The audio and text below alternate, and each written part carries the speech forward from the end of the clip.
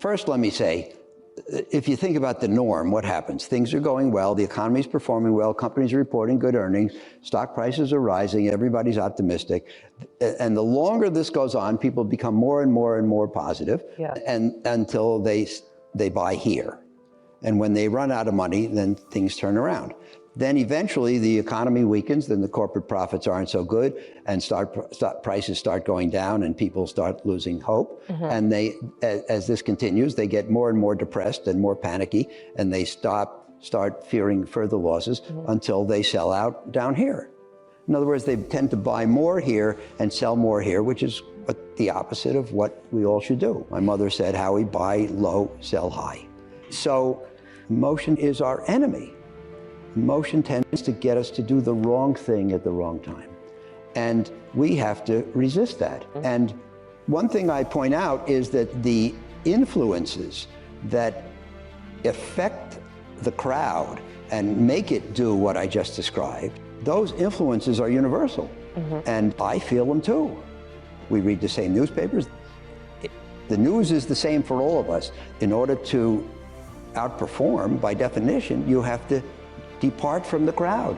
You have to hold a different position, and you have to have resolve to do it. And it can't be easy. I had one of my colleagues came to me in '98, talking about ancient history. Long-term capital had just melted down, and we had the ruble default and the Southeast Asian crisis, and there was a lot of things going wrong. And one of the guys who considers himself to be very thought comes to me and he says, "This is it. I think it's all over. I think the financial system's going to melt down. I think," he explains to me all these things. And I said, "Great, thank you for sharing that with me. Now go back to your desk and do your job." I said, "A battlefield hero is not somebody who's unafraid. It's somebody who's afraid, but he does it anyway." I mean, if you're in scary circumstances, to be unafraid, you kind of have to be a nut. But the key is, can you be afraid and do your job anyway? You know, Dave Swenson, who for 35 years ran the endowment at Yale and did a bang-up job, he wrote a book called Pioneering Portfolio Management. He said that successful investing requires the adoption of uncomfortably idiosyncratic positions. Everybody has the same influences. Everybody thinks pretty much the same. Everybody anoints the same winners and criticizes the same losers. And obviously, tomorrow's winners are usually found on the pile of today's losers, not on the pile of today's winners. But to prospect in today's pile of losers, the things that everybody else are junk, you have to be idiosyncratic.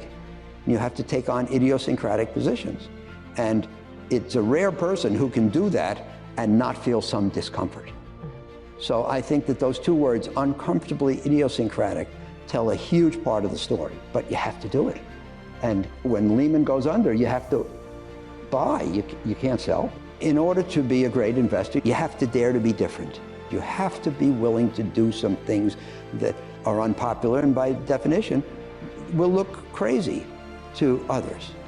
You have to dare to be wrong, because the goal in investing for professionals is to be above average. Investing is a funny business. It's really easy to be average. You just buy an index fund. It's really hard to be above average. But if you want to be above average, everything you do in the interest of being above average exposes you to the risk of being below average. You overweight certain stocks. That's potential error. You avoid certain stocks. That's potential error. You diversify abroad versus the US. That's potential error. You buy high beta stocks, low beta stocks, etc. You hold some cash. There's nothing you can do in the interest of being above average that does not expose you to the risk of being below average. So if you dare to be different, you have to be willing to be wrong.